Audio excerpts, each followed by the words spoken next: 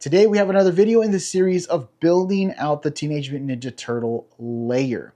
Now we're still waiting on the parts, the remaining parts that we need to build out the walls, but we're not really worried about that because of the simple fact that we don't need those parts to do what we're going to be doing in this video. Now what we're going to be focusing on today is going to be putting a lot of the details into the sewer or the tunnel, things that you would see in an environment like that. And I think starting that process will help us to visualize where we can put stuff, where we can't put stuff, and what we want to add to it to kind of build out the rest of the idea. Especially also for y'all out there that are watching the video, it kind of gives you an idea where we're going with this build. All right, well, no more talking. Let's get to the build. Now that place in question is going to be right here. We're going to be working on this area that's right by the door. It's either the entrance or the exit, depending on how you want to see it. Now, most of the time, whenever I was working in tunnels or sewer systems and stuff like that, most of the equipment that you had to work on was going to be right here by the doorway, just to make it very efficient for you to get in, find what you need, work on it, and then get out. Now, that didn't mean that there wasn't going to be some places that we had to go searching for equipment or lines or, actuators and stuff like that that we had to work on. But most of the time, it was in a well-lit area close to your entrance or exit. So that's what we're going to be doing over here, kind of using some of those experiences and building some of that stuff out. Now, the last part order that we did do, we did take into account for this specific build, and I'm hoping we got enough pieces. So we're going to end up finding out. The first details is going to be piping.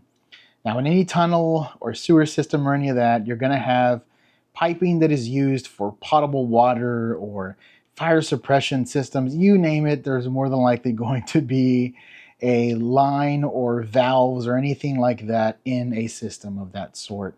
So down here at the bottom, we have a gray line. I don't know if this is going to be potable water or it's just the moving of, things that are not solid, whatever the case is, but that's what this is. Now we also have a custom printed 1x1 circle tile here to indicate basically like a gauge that you would gauge the flow of whatever is coming through this specific pipe. Now this red one up here is normally used for fire suppression, but I've seen it used for a lot of different things, the actual red color. But for us, this is going to be fire suppression. Again, another custom printed gauge on this right here. This little gauge indicator. And then we also have a valve to shut the flow off of water for whatever reason that they may need to shut it off. Now I think these are some cool additions. Just putting these pipes on here really kind of gives this place a different look. And that is the reason why I wanted to focus on some of the details that we have come up with to go ahead and put right here. So now let's go ahead and continue to build some stuff out, because again, we have some really cool ideas. And the more and more we build, the better and better this really starts to look. So let's keep continuing. Oh, and by the way, real quick, Technic pieces are, number one, really hard to get because not a lot of them are going to end up being on your best sellers list. Number two, they're hard to find. Very specific pieces that you require to make connections or whatever, they're difficult to get. So I was glad that we were able to get the pieces that we did get and have some of the ones that we did have. And some of the stuff that we did order was on the bestseller list. So we had to go with whatever we could get as fast as possible. So just letting you know how difficult it was just to get these few pieces that we used right here. All right, our first little custom build. Now, when you're going through a sewer or a tunnel, you're going to end up finding all kinds of different equipment that is used for reading specific things or the production flow of materials and whatnot. So this little custom build right here is what we came up with.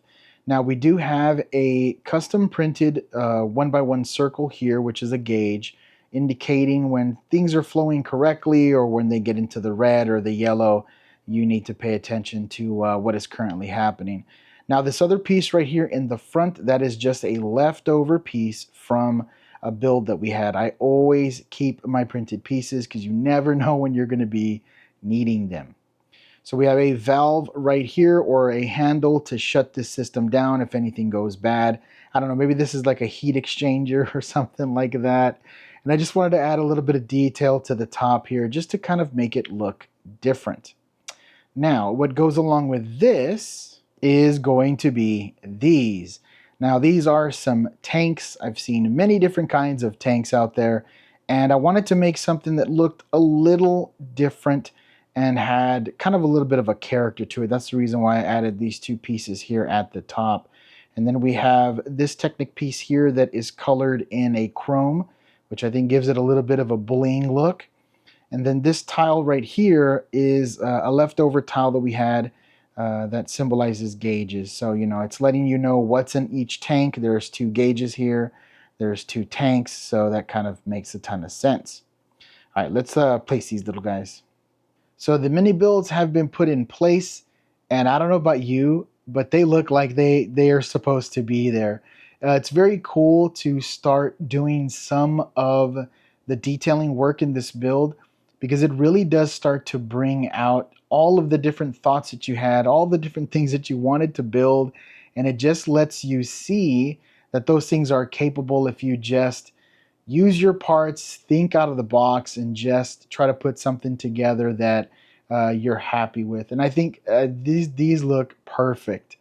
Now, again, we do have that custom printed gauge. We do have the leftover piece that we had from another build that shows just like some controls and temperatures and all that. And then we do have that other gauge one over there, but it just looks like it fits there, in my opinion, which is great. Now, what I did do is I put the tanks right up against the wall, and then I put the system controlling it a little bit further with a jumper plate, so there's a little bit of depth. Not everything's on the wall in the same exact position, which does give it a different look and a different texture and a kind of a different character to the overall build. So now, got a pretty cool piece that we printed specifically for this, so let's go ahead and grab that. Whenever you're in a sewer system or a tunnel system, you need to have a map to know exactly where you're currently positioned, where the exits and entrances are at, also where some of the machinery could possibly be that you need to work on. So we went ahead and printed a map. I think this came out perfect. I literally just typed in the interwebs, hey, I need a schematic for a tunnel system, sewer system, and this is what popped up. We thought it was perfect.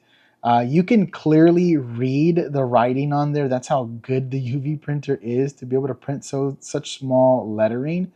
But it looks like it needs to be there. It looks like it's a part of the scene, which I just really enjoy about doing custom prints. You can really get some pretty cool stuff out of it. All right, let's continue to build because we're getting close and it's looking so good. And that's what we did right here. That is your power station for this area in the sewer. In case you need to shut off power for whatever reason, you can do that from this panel. Now this piece right here on the left-hand side, that is a custom printed piece, as well as the 1x1 tile that is on the conduit right there. That is also a printed piece, and that is supposed to help you to see if the amperage is too high, the power is spiking, all of that good stuff. Now, when putting this build together, it was pretty simple. It's just basically on a 4x4 plate and then using tiles to give it that look of what normally a fuse box or just like a energy panel would look like. Then we went ahead and did a clear 1x1 tile to give you that symbol that it looks like, where you could do some readouts of how much power has been done over time and all that good stuff. If you've seen those panels before, you know exactly what I am talking about. Then we did a switch right here so that in case power does go too high or there's something going on, they can shut the power off to this specific room.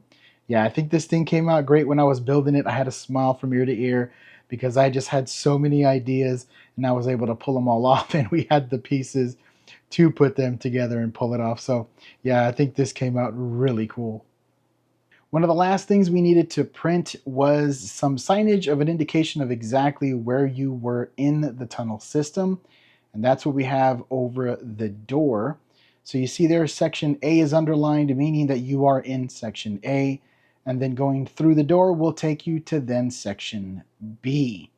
There's also a couple of lights above the sign so it stays illuminated, and the door section is pretty much complete.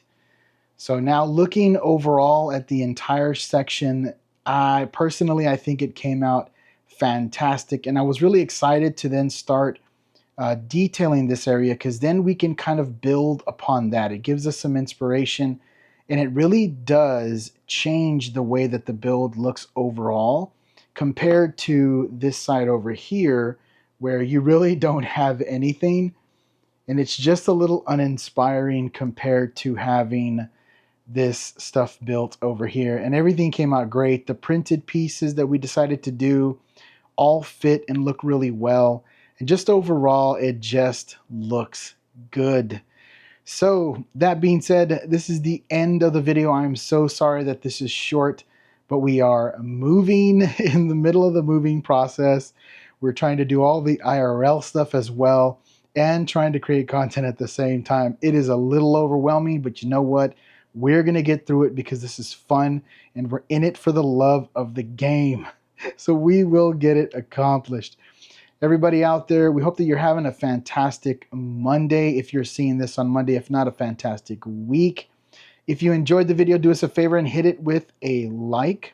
If you want to see more content like this going forward, the rest of the move, the new Lego studio, anything to do with Lego, do yourself a favor and subscribe to the channel. And don't forget to hit the notification bell. It's not annoying. Just lets you know whenever we drop some new content.